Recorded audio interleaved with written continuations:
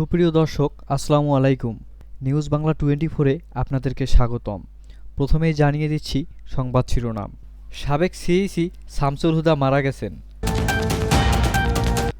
সরকার পতনে যুক্তরাষ্ট্রের ভূমিকা ছিল বিস্ফোরক মন্তব্য আনিস আলমগীরের।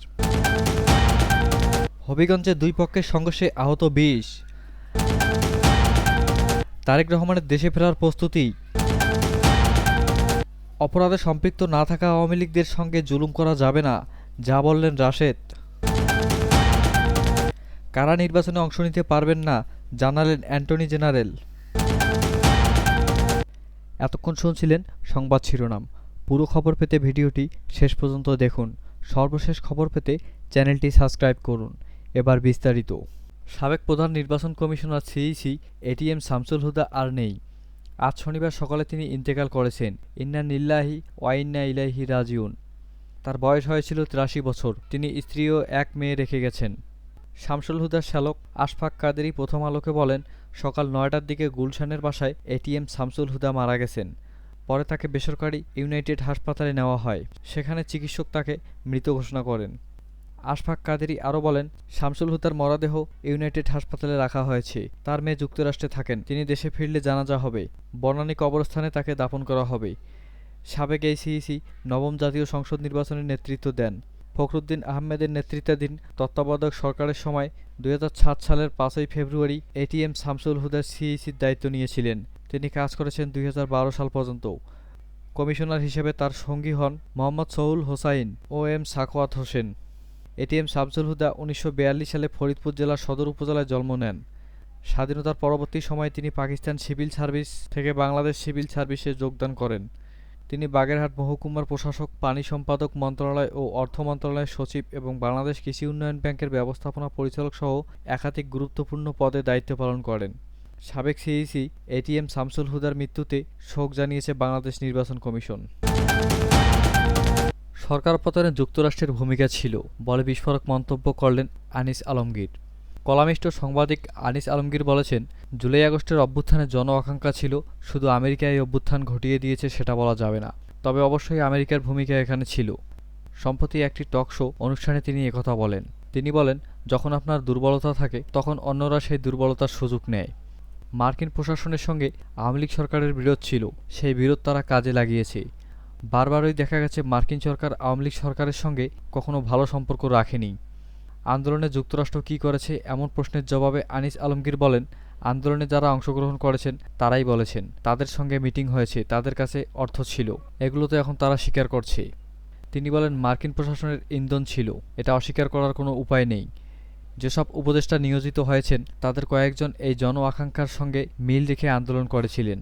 আবার আন্দোলনে যুক্ত ছিলেন না এমন অনেকেই উড়ে এসে জুড়ে বসেছেন। যাদের সঙ্গে মার্কিন যোগসূত্র আছে তারা অনেক আগে থেকেই যুক্তরাষ্ট্রের সঙ্গে যোগাযোগ রক্ষা করে চলতেন। এমন ব্যক্তিরা শুধু উপদেষ্টা পরিষদেই না, প্রশাসনের বিভিন্ন জায়গায় বসেছেন এবং এখন সংবিধান পরিবর্তন সহ নানা কিছুতেই তারা মত দিচ্ছেন। হবিগঞ্জের লাখাইয়ে ইজিবাইকে যাত্রী উঠানো নামানো নিয়ে দুই পক্ষের কয়েক দফা সংঘর্ষের ঘটনা ঘটে। এতে অন্তত ২০ জন আহত হয়েছে। আহতদের উপজেলা স্বাস্থ্য কমপ্লেক্সে চিকিৎসা করা হয়েছে। আজ মঙ্গলবার সকালে এই ঘটনা ঘটে। খবর পেয়ে পুলিশ ঘটনাস্থলে পৌঁছে পরিস্থিতি নিয়ন্ত্রণে আনে। স্থানীয়রা জানান, লাখাই উপজেলার বাল্লুবাজারে ইজিবাইকে যাত্রী উঠানো নামানো নিয়ে স্থানীয় সিংহ গ্রামের দায়রুল গ্রামের মিলন মিয়ার সঙ্গে পার্শ্ববর্তী মাইঝাটি গ্রামের তৌহিদ মিয়ার সঙ্গে গতকাল সোমবার কথা কাটাকাটি হয়। এরপর বিকেলে উভয় পক্ষের মধ্যে সংঘর্ষ হয়।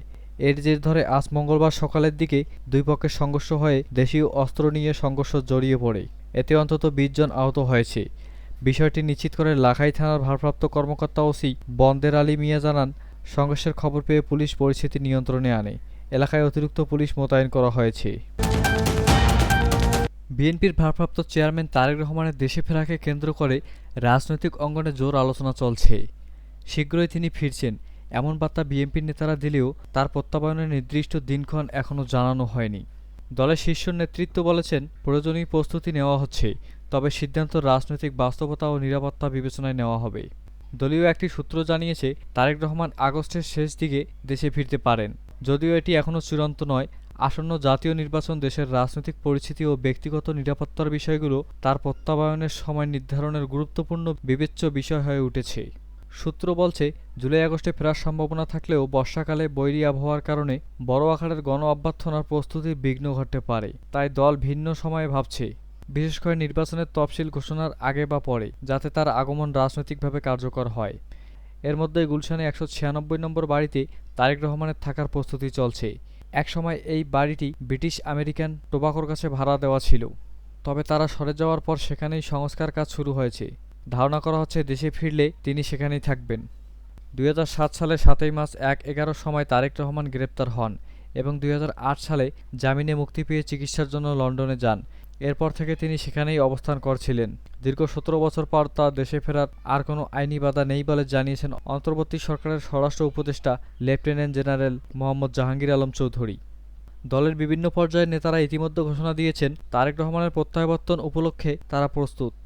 গত ১০ জুন বিএনপির মহাসচিব মির্জা ফখরুল ইসলাম আলমগীর বলেন, তারেক সাহেব নিশ্চয়ই দেশে ফিরবেন, অবশ্যই ফিরবেন শীঘ্রই। একই ধরনের বক্তব্য দেন বিএনপির যুগ্ম মহাসচিব শহীদ উদ্দিন চৌধুরী অ্যানিও। বিএনপির রাজনীতির সঙ্গে ঘনিষ্ঠ এক বিশ্লেষক মনে করেন, তারেক রহমানের প্রত্যাবর্তন দুটি সম্ভাবনার উপর নির্ভর করছে। নির্বাচনে জয়ী হয়ে রাজকীয়ভাবে ফেরা কিংবা সরকারের উপর রাজনৈতিক চাপ তৈরি কৌশল হিসেবে ফিরে আসা। লন্ডনে তার সঙ্গে অন্তর্বর্তী সরকারের প্রধান উপদেষ্টা ড. ইউনূসের বৈঠকের পর ২০২৫ সালের ফেব্রুয়ারির মধ্যেও নির্বাচন আয়োজনের কথা উঠেছে। সে অনুযায়ী চলিত বছরের শেষ কিংবা আগামী বছরের শুরুতেই তফসিল ঘোষণা সকলকেই দল কৌশলগতভাবে উপযুক্ত বলে বিবেচনা করেছে। দলের ভেতর এখন পুরনো স্লোগান আবার আলোচনায় এসেছে, তারেক রহমান বীরের বেশে আসবে ফিরে বাংলাদেশে। তবে বাস্তবতার নিখিরে ঠিক কবে তিনি ফিরবেন তা এখনও দলীয় কৌশলের অংশ হিসেবেই রহস্য ঘেরা।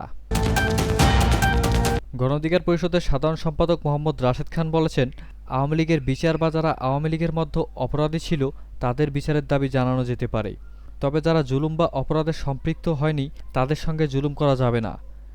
শনিবার ৫ জুন নিজের ফেসবুক পেজে দেওয়া এক স্ট্যাটাসে তিনি এই মন্তব্য করেন। রাশেদ খান বলেন, পত্রিকায় লাইভ ভিডিওতে দেখলাম আওয়ামী লীগের উপজেলা চেয়ারম্যানের ছেলের বিয়ের কমিউনিটি সেন্টারের সামনে গিয়ে স্লোগান শুরু করেছে কতিপয় লোক। আওয়ামী লীগের বিচার বা যারা আওয়ামী লীগের মধ্যে অপরাধী ছিল তাদের বিচারের দাবি জানানো যেতে পারে, কিন্তু আওয়ামী লীগ করলেও যারা জুলুম বা অপরাধে সম্পৃক্ত হয়নি তাদের সঙ্গে জুলুম করা যাবে না, আর তাদের পরিবারের নিরপরাধ লোকজনদের হয়রানি করা যাবে না। তিনি বলেন, বিয়ে একটি পবিত্র বিষয়। বিয়ের স্থলে গিয়ে আতঙ্ক সৃষ্টি করা, বিশৃঙ্খলা করা অন্তত জঘন্য কাজ। বিয়ের স্থলে কোনো অপরাধী থাকলে পুলিশ প্রশাসনকে অব্যাহত করা যেতে পারে, কিন্তু সরাসরি বিয়ের অনুষ্ঠানে বিশৃঙ্খলা, মব, স্লোগান ইত্যাদি কর্মকাণ্ড নতুন সমাজ ব্যবস্থা তৈরির পথে অন্তরায় হয়ে দাঁড়াবে।